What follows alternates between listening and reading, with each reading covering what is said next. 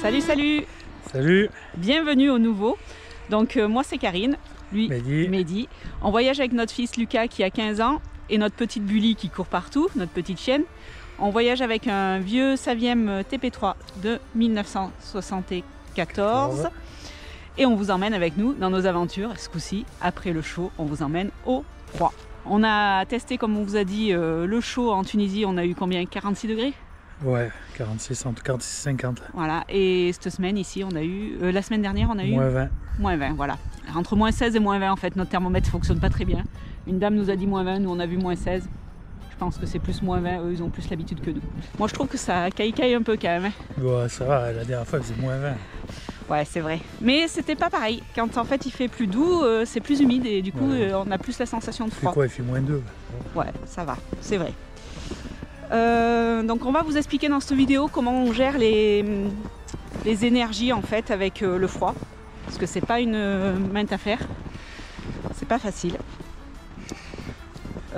Surtout que nous, notre camion, il n'est pas équipé du tout pour le grand froid. Pour le grand froid, ouais. Nous, on a une cellule en aluminium qui fait 4 cm. 4 cm d'épais, ouais. Donc voilà, on n'est pas forcément équipé pour faire ça. Et on l'a tenté quand même. Moi, le deal, c'était il y a du chauffage. Et le chauffage, ça marche. Donc le deal est respecté. Après cette partie technique, on va vous parler, vous emmener avec nous à Auschwitz. Où là, on a été un peu secoué en fait. C'est assez impressionnant de voir ce qui s'est passé là-bas. Donc je vais pas vous faire une visite guidée, je suis pas historienne, je laisse ce travail aux gens concernés. Mais c'est vrai que c'est quand même intéressant de voir les images de là-bas. On a quand même un devoir de mémoire, il faut pas oublier. Nos enfants aussi, c'était important pour nous d'emmener Lucas là-bas, pour qu'il voit ce qui s'est passé, autrement que dans les livres. Et par contre, ouais, c'est conseillé qu'à partir de 14 ans. Ouais. C'est quand même assez éprouvant et à comprendre, c'est pas toujours facile. Donc voilà. Bon, on vous reprend après si on s'est pas transformé en bonhomme de neige. Hein, parce que regardez, on est entouré de bonhommes de neige. Allez, à tout à l'heure.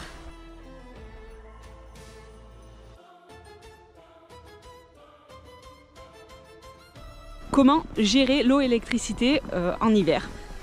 Et dans le froid surtout, hein, parce qu'en hiver, vous pouvez être en hiver au chaud, quoi. Donc ce qu'il faut savoir, en fait, c'est que plus on va au nord, en fait, plus les journées sont courtes et l'ensoleillement est réduit.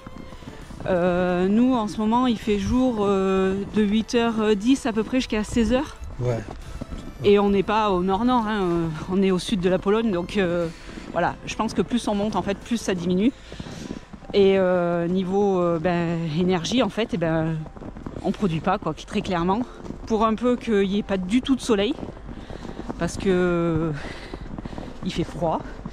Et du coup, il y a la neige, le froid, l'humidité, la pluie. Donc il y a très peu d'ensoleillement. Donc comment on fait pour gérer sans le soleil, en fait? Premièrement, on fait attention à ne pas trop consommer. C'est la règle de base. Économie, voilà. Donc déjà en camion on fait beaucoup d'économie d'énergie, mais alors là on est encore plus au taquet, dirons-nous. Sinon nous en énergie, donc on a le gaz et l'essence, c'est ça. Ouais. Donc le gaz pour tout ce qui est la partie cuisson et le four. Le four c'est aussi un atout dans un camion quand même. Il y en a plein qui veulent pas en mettre, mais je pense que c'est un atout en hiver, parce que du coup il sert aussi de chauffage. Oui. Beaucoup, nous on cuisine beaucoup le soir au four. Pour que du coup, en fait, le chauffage se mette moins en route la nuit, quoi. La température reste plus longtemps chaude dans la cellule. L'essence, nous, notre camion est essence et notre chauffage est essence. On a choisi un chauffage autotherme. C'est un Flow 5B. Ouais, donc en fait, il fonctionne sur du liquide de refroidissement. Donc nous, il ne fonctionne pas avec le moteur parce que notre moteur était, il était plus haut que la pompe. Non, le radiateur est plus haut que l'aérotherme. Ouais, donc du coup ça fonctionnait pas, ça nous vidait à chaque fois le radiateur. Donc on a fait un circuit annexe. Non, c'est le contraire. Le radiateur est plus bas. Haut. Oui, que l'aéro. Attends. Oui, bas. Ici il est plus haut. Non, il est plus bas. Du coup ça vidait le circuit de l'aérotherme. Donc voilà, donc on a fait un circuit. Que pour le chauffage en fait, chauffage et chauffe-eau. Ouais. Et on a une pompe en fait qui allume ce circuit et voilà quoi, ça fonctionne comme ça. Et c'est tout essence, donc du coup avec le froid on n'est pas embêté pour tout ce qui est le gel, quoi. Non. Donc ça c'est un atout. On a aussi beaucoup utilisé tout ce qui est chauffe-plat et bougies. Alors là on fait rire tout le monde quand on dit ça. Mais ça c'était ton idée et franchement ça marche. Ça marche, on gagne 2-3 degrés. Ouais. On gagne 2-3 degrés, ouais. Donc on achète beaucoup de bougies et de chauffe-plat. Même la nuit on les laisse allumer. Bon on fait attention à les mettre dans des endroits sécurs hein, quand même, on fait pas n'importe quoi. Hein. Mais voilà, on laisse beaucoup les chauffe-plats et les bougies et ça permet de gagner quelques degrés dans la cellule. Sinon niveau installation électrique, nous on a 2 panneaux solaires de 350 watts et on a 2 batteries gel de 150 ampères. Non, batterie plomb. 2 batteries plomb de 150 ampères qui sont branchées en 24 volts. 24 volts. Donc du coup on a 150 ampères d'autonomie. Ouais. Donc au soleil on en a eu largement assez, hein, je vais vous dire. On n'a jamais manqué de rien. Nous on consomme que en 12 et en 24. Le 220 c'est un à côté qu'on utilise très peu en fait. Donc oui, le 220 c'est quelque chose qu'on utilise très peu, on s'en passe très bien. Ouais. C'est pas un problème. Donc voilà, nous notre consommation électrique elle se fait essentiellement en 12 et en 24, donc on consomme très peu. On a également un Cyrix qui lui permet de recharger quand on roule. Après il faut savoir que nous on n'est pas des personnes qui aimons beaucoup rouler. On a eu cette époque-là en 4x4 où c'est que oui, on faisait 200, 300, 400, 500 même kilomètres par jour. Maintenant c'est fini en fait. Quand on a fait 100 km par jour, c'est le grand monde. Bien. Et on se repose 3 jours au final derrière. Il y a aussi un aspect budgétaire qui fait que derrière le carburant coûte cher et que on est parti sur un voyage à long terme et que si tous les jours on roule en fait, le budget vous le massacrez direct quoi. Donc voilà, donc on roule pas tous les jours. Donc il fallait trouver des solutions alternatives pour recharger nos batteries. Pas de soleil, donc pas de charge par rapport aux panneaux solaires. Donc ce qu'on a fait, c'est que sur la partie allemande en fait c'est quand même assez facile. Les Allemands doivent pas très bien être équipés en panneaux solaires je pense. Parce qu'il y a quand même beaucoup de bornes où c'est que vous pouvez charger. Ouais, beaucoup d'aires de camping-car. Ouais, c'est même pas des aires de camping-car en fait, c'est des stationnements où c'est qu'il y a des bornes. Et du coup vous vous branchez, vous payez 1 € pour je sais plus 1 kW, 2 kW. Ouais. Enfin bon c'est rien du tout. Et du coup ils se branchent beaucoup là-dessus. Donc toute la partie allemande en fait, on n'a pas trop été embêtés. Un jour sur 2 on se branchait en gros. Ouais. C'était pas un problème. Par contre arrivé en Pologne, douche froide. Fini. C'est-à-dire qu'il n'y a plus ces aires-là. Il y a des aires où c'est que de stationnement pour les camping-cars ou des choses comme ça. Mais ça coûte vite une blinde quoi. Chez l'habitant. Chez l'habitant, c'est vite 25 € la nuit, plus par personne, plus au final ça coûte un camping quoi. Et nous, c'est pas notre mode de voyage en fait. Nous, notre mode de voyage c'est être libre. Donc c'est pas pour aller payer des stationnements. Donc très clairement, on a évité. On a fait chez une dame. Que c'était vraiment pas cher du tout. Il y avait les douches, il y avait l'électricité, la wifi, tout ça pour 10 € on a payé je crois. Ouais. Donc là c'était vraiment pas cher, la dame était super gentille. Elle nous a dit vous êtes les premiers de l'hiver. Forcément des fous comme nous il n'y en a que nous quoi. Donc non, il n'y a pas que nous, mais c'est vrai qu'en Pologne on ne croise plus aucun camping-car. C'est fini. C'est fini, hein. Il n'y a plus personne. Donc voilà pour la partie électricité. Comment on gère au jour le jour, c'est-à-dire sans payer ses stationnements. On a un groupe électrogène. Ce groupe électrogène il fait combien Mehdi? 1200 watts. 1200 watts. Donc on le laisse tourner un peu le matin, un peu l'après-midi. Ouais, 3 h le matin, 3 h l'après-midi. Voilà, et il permet de recharger nos batteries. Donc ce qui fait que on maintient nos batteries comme ça. Parce que vraiment il n'y a pas de soleil quoi. Quand on roule un peu, elle recharge un peu avec le Cyrix. Mais c'est vrai que les panneaux solaires, zéro quoi. Ouais. Je pense que ceux qui sont équipés tout électriques, s'ils vont au froid, ça doit être un problème. Il faut une très grosse autonomie. Ouais, je pense qu'il faut une très grosse autonomie ou un très bon groupe électrogène. Aussi, oui. Parce que voilà. Après, le groupe électrogène, c'est l'équivalence des batteries. Hein. Oui. Donc voilà, après derrière il faut assurer. Donc autre chose aussi qu'on fait et que je sais pas comment vous fonctionnez vous, mais nous on surchauffe pas. C'est-à-dire que on a bataillé à régler notre chauffage. Ouais. On s'en était jamais trop inquiété en même temps. On a toujours les pieds chauds. Voilà, donc on avait notre chauffage depuis déjà 3 ans. Ouais. Avant de partir en Tunisie, on avait regardé avec Jérémy, le fils à Fifi, d'ailleurs j'ai fait un petit coucou. On avait regardé pour le mettre en automatique et on n'y était pas arrivé. Et en Tunisie on a dû s'en servir 4 fois. On s'en servait plus en fait pour l'eau chaude, quand on mettait en route pour l'eau chaude.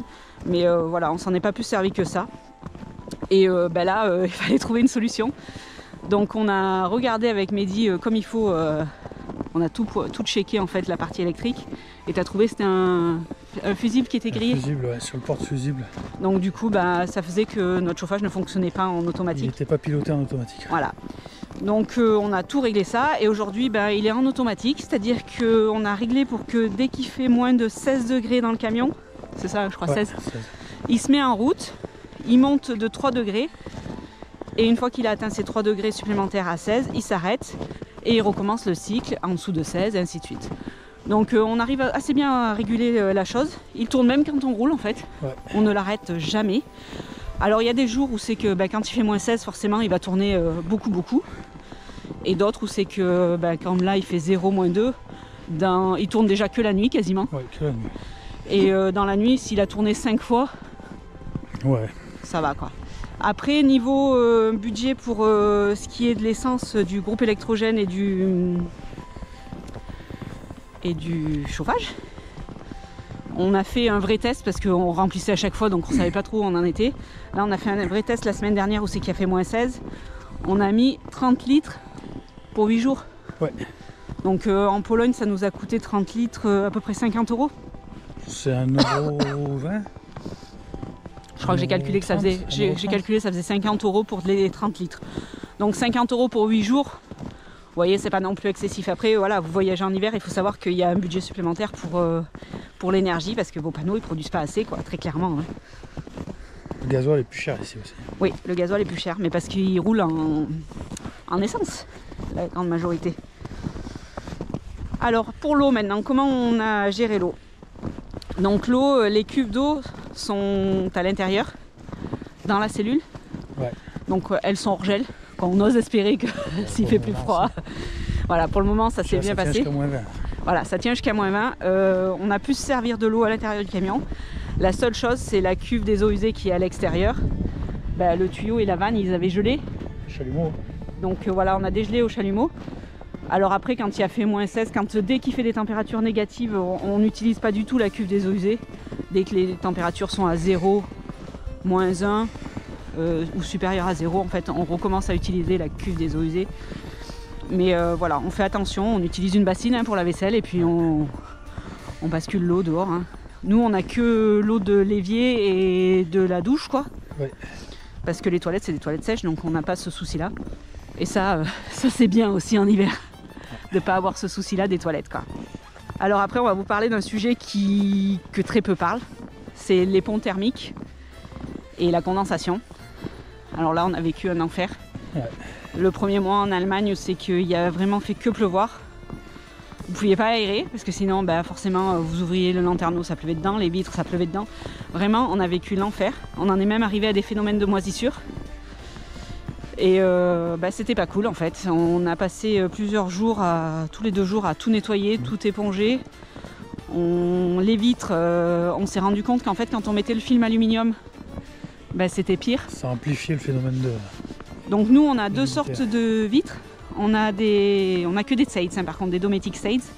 On a des doubles vitrages en polycarbonate. Et on en a une à l'arrière qui est un simple vitrage en vitre, quoi. Ouais. Et dans les 2 cas, en fait, quand on mettait le film, ça condensait sur la vitre et ça coulait dans le cadre. Et ça arrivait à couler sur les murs, quoi, carrément. Partout. Donc c'était vraiment pas top. Donc on a passé beaucoup de temps à éponger, à tout nettoyer et tout. Pour le phénomène de moisissure, forcément, même si on chauffait, en fait, c'est pas un chauffage qui souffle tout le temps. Donc du coup, il a séché pas assez. Donc on a acheté des déshumidificateurs qu'on a mis. On en a mis partout, on a acheté du produit anti-moisissure, donc c'est pas une moisissure non plus qui est rentrée dans les murs, hein, c'est vraiment en surface. Donc on passait notre temps à nettoyer en fait cette moisissure. On a acheté un produit qu'on pulvérisait sur les murs et de partout pour qu'elle ne revienne pas. Mais c'est vrai qu'on a eu ce phénomène-là et ça c'était pas cool. Ce phénomène s'est arrêté quand on a eu les moins 16 en fait. Le froid sèche. Ouais, sèche. C'est vraiment... Un jour, il me dit, je vais faire sécher le tapis des chaussures dehors. Je lui dis, non, mais n'importe quoi, il y a de la neige, il fait moins 16. En fait, si, le tapis a séché. Donc, c'est assez impressionnant de voir que le froid sèche vachement. Et ça nous a sauvés, en fait, dans ce parti condensation-humidité. Après, quand il gèle très fort, la porte la porte elle est gelée. Ah, le gel, ouais. C'était comique le matin on ouvrait, oh, la porte elle est gelée. Les vitres aussi, mais pas à l'intérieur en fait, non. Que à l'extérieur. C'est que les cadres alu. Voilà.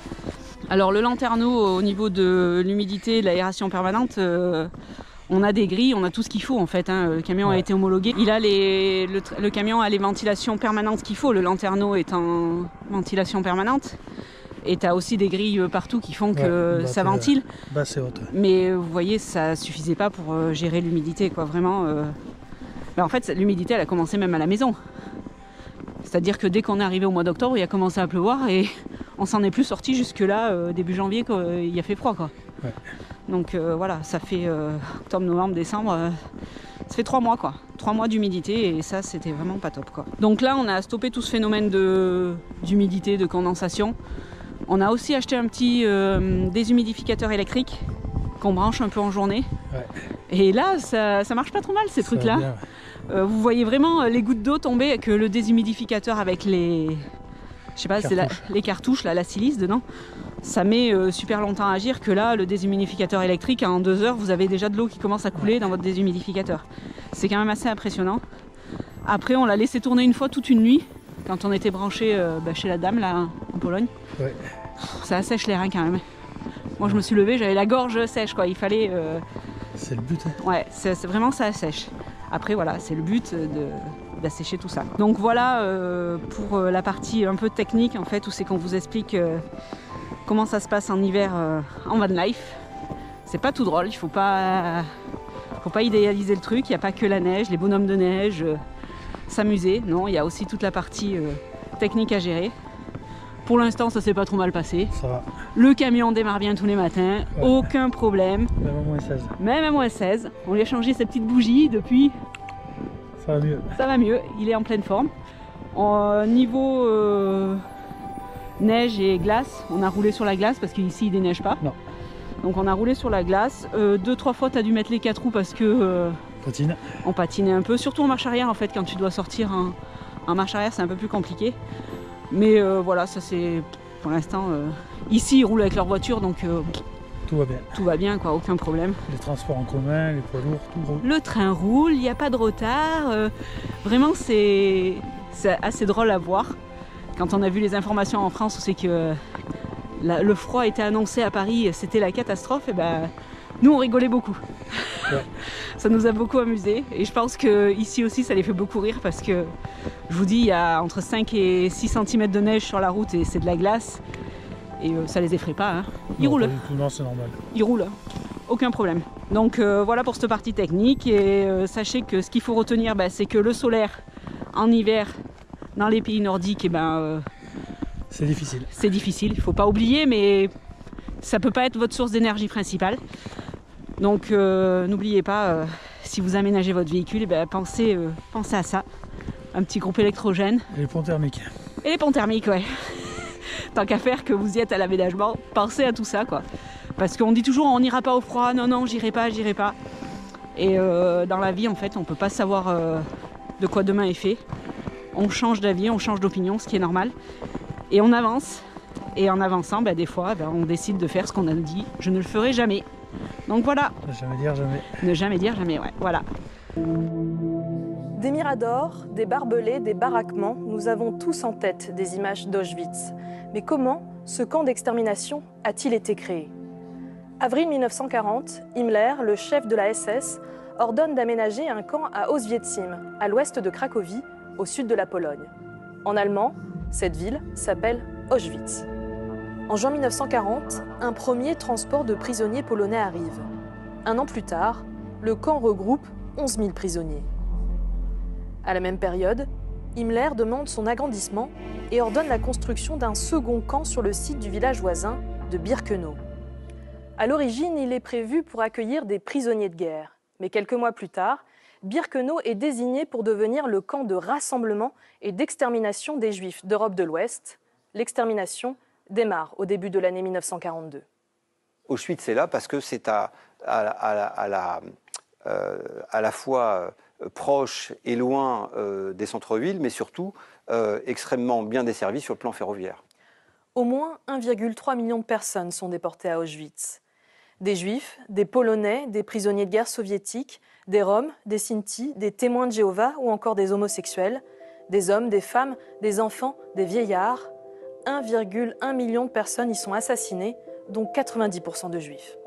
La plupart trouvent la mort dans les chambres à gaz, utilisant du zyklon B.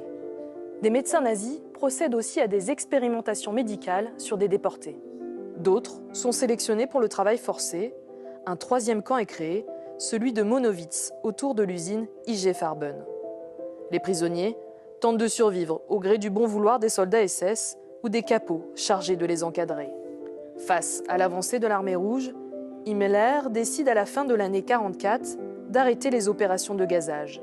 Les installations de mise à mort sont démantelées. Le camp est évacué dans l'urgence. Le 17 janvier 1945 débutent les marches de la mort.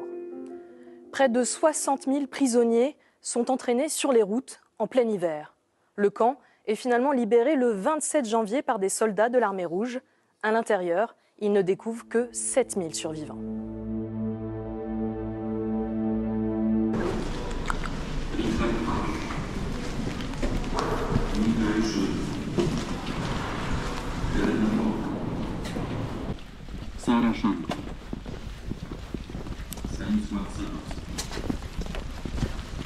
Hanusz Kalina, Moses Anna,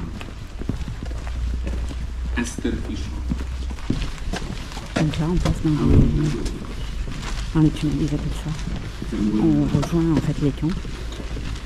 Et sur le trajet, en fait, ils disent les noms des victimes. Donc après avoir visionné un film, on rejoint les baraquements en fait. On est sur le site de Auschwitz 1 et ouais, là on rejoint les baraquements où c'est qu'on va rentrer dans le camp de concentration.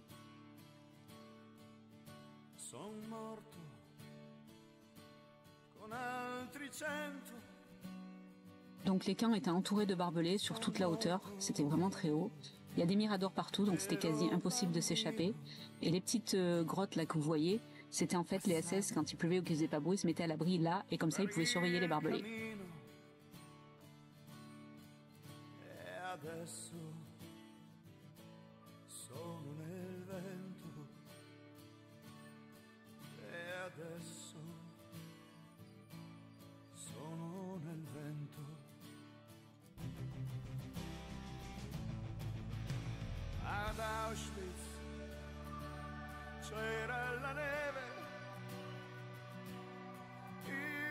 L'ambiance est quand même assez pesante quand vous marchez dans ces rues, au milieu de ces blocs en fait. Vous savez que dans les murs qui sont juste à côté de vous, c'est passé des horreurs et c'est assez pesant.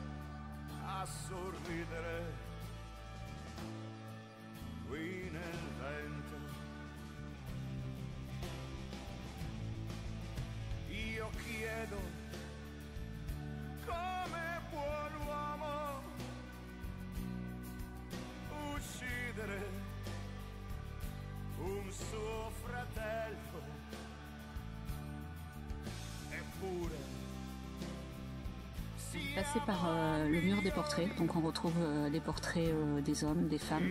Chaque personne qui rentrait au camp en fait était photographiée à son arrivée. Il notait son matricule, sa date d'entrée et la date de mort ou la date de sortie, mais bon, c'était souvent des dates de mort. Et il faut savoir qu'il vivait rarement plus de 2 mois. C'était très très difficile le travail qu'il faisait, donc du coup l'espérance de vie était très limitée.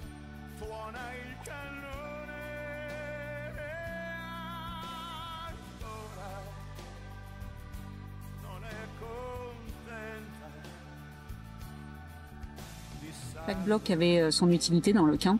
Celui-ci servait à la stérilisation des femmes, en fait. Ils faisaient des expériences pour stériliser les femmes et pour plus qu'elles aient d'enfants, quoi.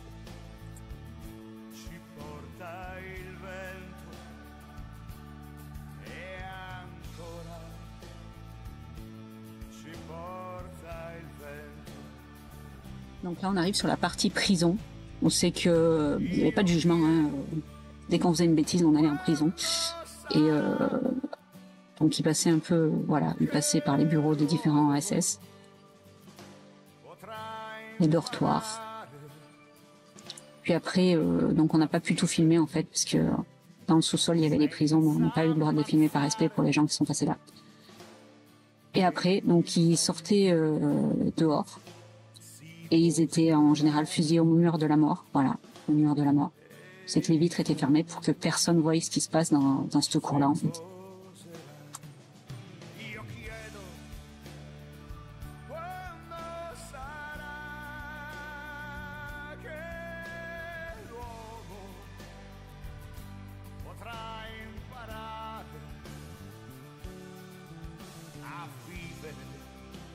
Ici, ce sont les baraquements que l'on appelle hôpital. Ça n'a pas la même signification que chez nous, en fait. Pour eux, l'hôpital, c'était... Il faut savoir qu'il y avait déjà une première sélection sur le pied de la gare quand ils arrivaient. Donc 90% étaient exterminés, direct. Et les autres, en fait, ils avaient un tri sélectif et ils passaient donc par l'hôpital. On leur faisait croire qu'ils allaient à l'hôpital pour se soigner. Donc ils y allaient volontiers. Et au final, eh ben, on les exterminait aussi.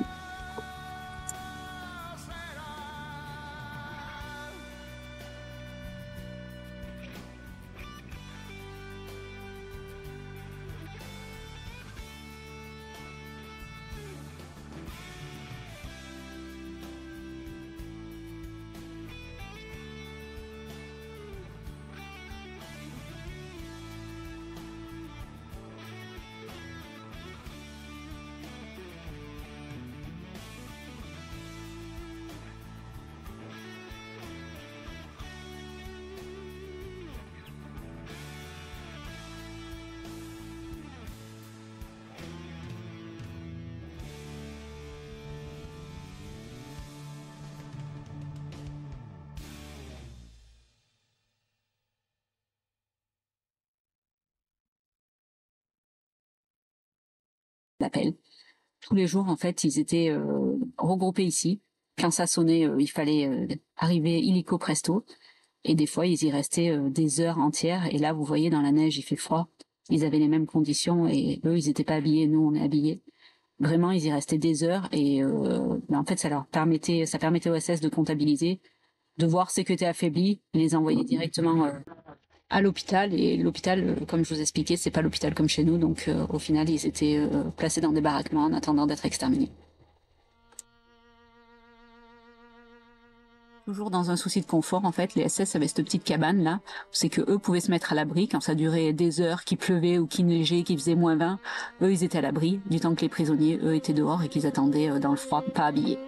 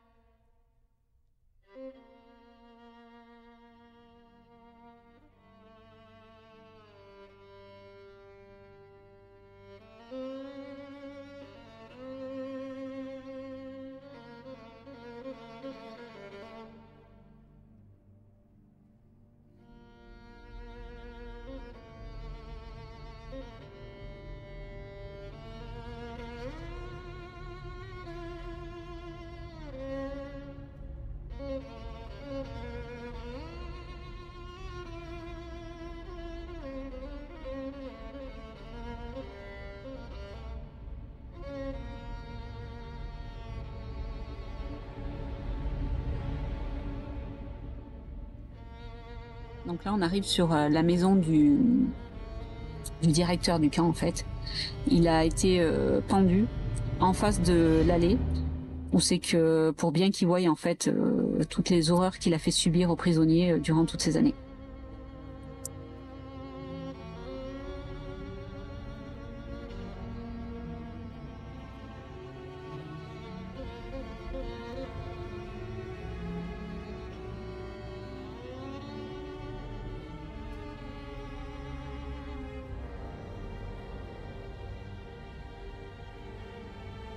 Il faut savoir qu'à l'extérieur de ce bâtiment, en fait, ils garaient tout le temps des camions quand il y avait les phases d'extermination, qui laissaient moteur tournant, en fait, pour éviter que les autres prisonniers entendent hurler et du coup qu'ils croient juste qu'ils vont à la douche, en fait.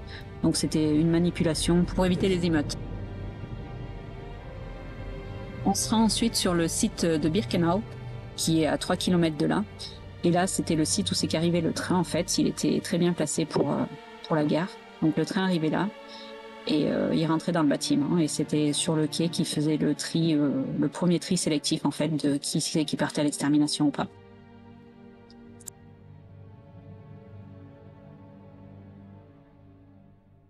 Donc là, on peut voir les baraquements en briques, en fait, qui restent d'après la libération.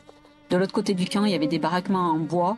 On voit plus que les cheminées, en fait, et ce qui était en briques, parce que les Polonais ont récupéré tout le bois pour reconstruire leur maison après la libération.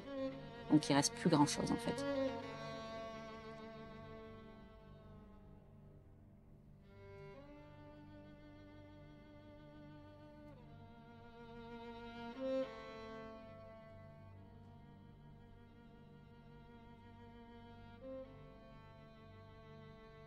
Donc voilà le type de wagon dans lequel ils voyageaient pour arriver à Birkenau. Il faut savoir qu'il y avait des prisonniers qui venaient de l'Europe entière. Il y en avait qui venaient de Grèce, et pour venir de Grèce, ils avaient 7 jours et 7 nuits dans ce wagon, sans toilette, sans rien, en étant entassés, sans fenêtre, parce qu'on voit bien qu'il n'y a pas de fenêtre. Donc c'était assez horrible.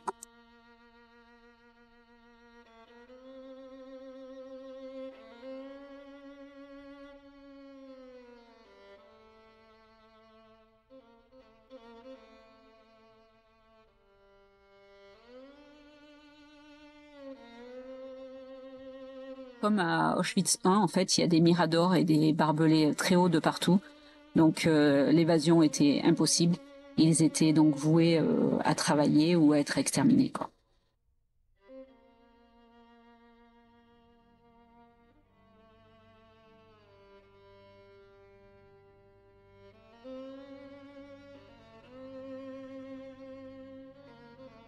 Au fond du parc, en fait, il y a un mémorial. Il y a une vingtaine de plaques commémoratives en plusieurs langues, en fait, qui représentent les différents pays qui ont été au camp, en fait. Et c'est assez émouvant de voir ça. Tous les 27 janvier, en fait, ils font une commémoration lors de la libération. Vous pouvez voir les roses.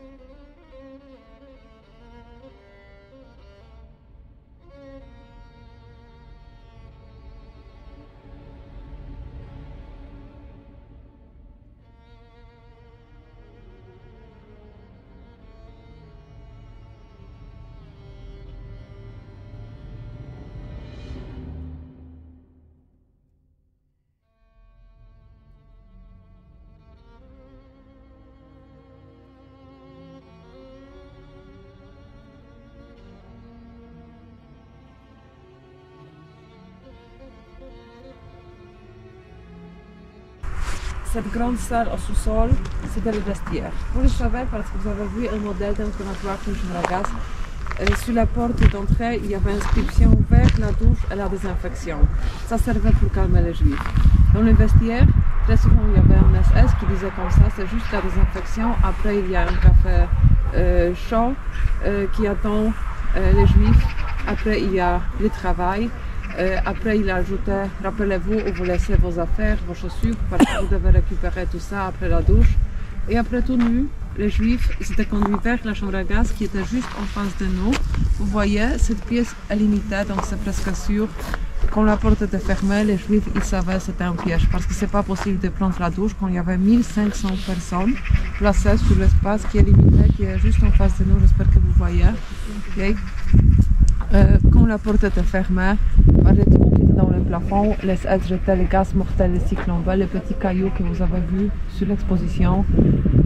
Il n'y avait plus de SS qui travaillaient ici, il y avait beaucoup de détenus de Sonderkommando qui travaillaient ici, mais ce sont toujours les SS qui jetaient les gaz mortels, les cyclones, toujours les SS assassinaient les juifs. On était 44, il y avait 20 SS qui travaillaient ici. À vrai dire, nous ne sommes pas sûrs. Au maximum, c'était 30 SS qui travaillaient ici. On était 44. Dans la même période, il y avait plus que 800 détenus de Sonderkommando, plus 100 juifs qui devaient travailler ici. Okay? Mais ce sont toujours les SS qui jetaient les gaz mortels, les cyclones. Après 30 minutes, vous savez, personne ne criait plus. Les Juifs de Sonderkommando devaient ouvrir la porte. Ils mettaient en marche la ventilation. Ils sortaient les cadavres. Ils brûlaient les cadavres dans les trois crématoires qui étaient à gauche, là-bas, au niveau du terrain. Dans ce crématoire se trouvaient 5 fours à 3 ouvertures chacun. Donc ce crématoire était beaucoup plus grand que les crématoires que vous avez vus à Auschwitz. Au total, dans ces 4 crématoires qui étaient ici, même 8000 cadavres pouvaient être incinérés, mais chaque jour. Mais cela ne veut pas dire que chaque 24 heures, il y avait 8000 cadavres qui étaient brûlés ici, parce qu'il y avait les périodes quand le convoi avec les Juifs n'arrivait pas. Mais la capacité, c'était 8000 cadavres en 24 heures.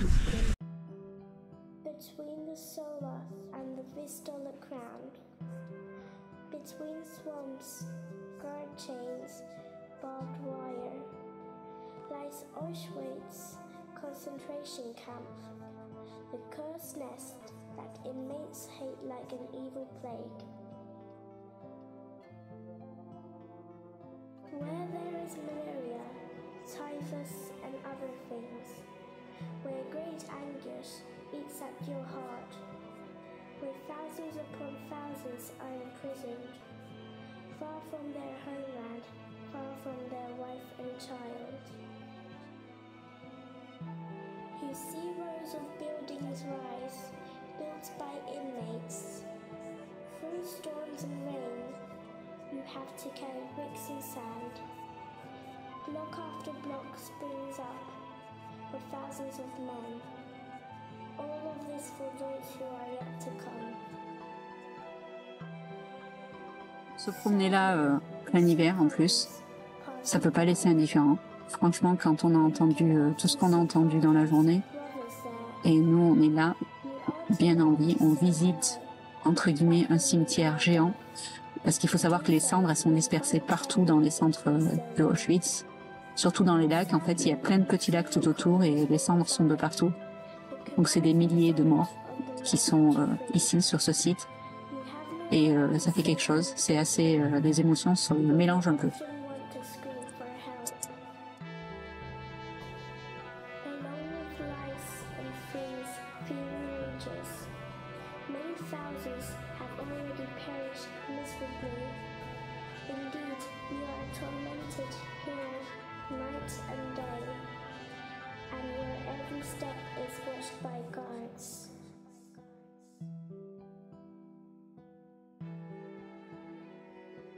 Donc on est là dans le quartier des femmes et des enfants. On va aller visiter un baraquement où c'est que les femmes étaient étaient prisonnières. C'est assez impressionnant de voir qu'elles pouvaient dormir à même le sol. Les conditions de vie et d'hygiène qu'elles avaient étaient juste horribles. Je dormais sur les 3 niveaux, même ici en bas. D'après le témoignage de rescapés, c'était le pire de dormir en bas parce qu'il y avait l'humidité, il y avait la boue. Ça, c'est pas authentique, ça sert juste pour protéger la fondation. Pas uniquement l'humidité, les détenus souffraient de la diarrhée, donc tout passait. Voilà pourquoi c'était le pire de dormir en bas. Normalement, il y avait 5 ou 7 détenus qui dormaient sur chaque niveau. Donc 5 détenus ici et ici en bas. Et nous avons le témoignage de Halina Birenbaum. Avant le Covid, très souvent, elles arrivaient ici, elle est encore en vie, aujourd'hui elle vit en Israël. Elle racontait, quand elles arrivaient ici, elle racontait qu'il y avait une période comme sur chaque niveau dormaient 12 détenus. 12 détenus. Donc normalement c'était 700 détenus qui étaient dans cette baraque, mais parfois c'était plus que 1000 détenus qui dormaient ici. Il y avait une paille, une paillasse, mais tout ça, ça a été infesté le plus souvent. Le chauffage, donc pour voir l'installation du chauffage. Oui, il y avait des exceptions, parfois il y avait des détenus qui dormaient dans la baraque qui était chauffée, par exemple des détenues femmes qui jouaient dans l'orchestre. Il y avait aussi l'orchestre dans le camp pour les femmes. Ces femmes, elles dormaient dans la baraque qui était chauffée. Mais c'était les exceptions. Normalement, le baraque n'était pas chauffé. Donc le seul moyen pour se chauffer en hiver, c'était être à côté de l'autre personne, et à ce moment-là, les poux passaient et les poux transmettaient les typhus. Nous savons que c'était la maladie très très grave. Les installations sanitaires, là-bas au fond, vous allez voir, il y a les lavabos. Ça a été construit en 1944 et ça n'était jamais connecté. Les baraques sanitaires se trouvaient à l'extérieur. Peut-être vous avez remarqué, il y a deux petites pièces juste à côté de la porte d'entrée. Dans une salle, il y avait toujours la chef du bloc, la détenue qui surveillait les autres détenus qui étaient ici. Donc elle surveillait la porte, ce n'était pas possible de sortir pendant la nuit pour faire ses besoins naturels. Donc imaginez-vous, au moins 700 détenus qui dormaient ici. Elle souffrait très souvent de la diarrhée. L'odeur était insupportable, surtout en été. Les baraques sanitaires se trouvaient à l'extérieur et les détenus pouvaient en profiter uniquement avant d'aller au travail et après le travail. Pendant la nuit, c'était interdit. La construction de cette baraque, aujourd'hui, les toits, c'est bien isolé, mais comme il pleuvait à cette époque-là, quand il neigeait, tout passait.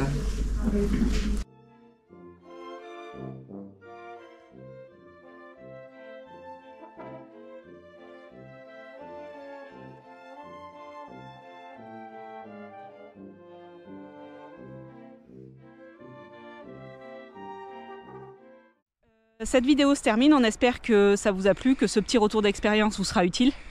Après c'est le nôtre et voilà, nous on l'a vécu comme ça, maintenant d'autres le vivront différemment, on n'a pas tous les mêmes équipements, on n'a pas tous les mêmes cellules non plus. Ouais. On pensait quand même important de vous en parler parce que c'est vrai qu'il y en a peu qui parlent du froid. Beaucoup fuient le froid, en fait ils vont tous au chaud pour plus de facilité, c'est moins contraignant quand même le chaud. Hein. Oh, nous on a eu 46, bon il fait chaud, vous en pâtissez de la chaleur, mais niveau humidité, tout ce qui s'ensuit, vous n'avez pas tout ça, donc c'est différent. Donc pour Auschwitz, vous avez pu voir que ça laisse pas indifférent ce qui s'est passé dans ces murs. À savoir que moi ce qui m'a le plus choqué et que je répète souvent, c'est la manipulation en fait, par la désinformation, c'est-à-dire que les SS ils avaient vraiment tout orchestré pour que les juifs et les autres populations, parce qu'il n'y a pas eu que des juifs, hein, ne soient pas au courant de ce qui se passait dans ces camps, et ils leur disaient vraiment que c'était des camps de travail et que, entre guillemets, que c'était un peu un endroit idyllique, quoi, quelque part. Et c'est vrai que la désinformation a beaucoup joué et du coup personne ne s'est rebellé et tout le monde a subi en fait. Et ça, c'était quelque chose qui m'a marqué et que j'ai l'impression que dans notre société, on est un peu en train de revivre. Parce la manipulation par l'image, elle y est beaucoup. Et ça me désole un peu, mais bon, voilà, c'est comme ça. C'était très bien d'aller visiter Auschwitz. Ça fait prendre conscience de beaucoup de choses. Et voilà, donc on vous laisse sur cette vidéo. La prochaine fois, j'espère pouvoir vous parler des formalités pour entrer en Russie, parce que c'est pas une mince affaire. Mais voilà, là pour l'instant, je ne peux pas toujours vous en parler. On n'a toujours pas nos visas, donc quand on aura nos visas, ça sera plus clair et je vous expliquerai tout ça. Allez, on vous fait de grosses bises. À bientôt. Ciao.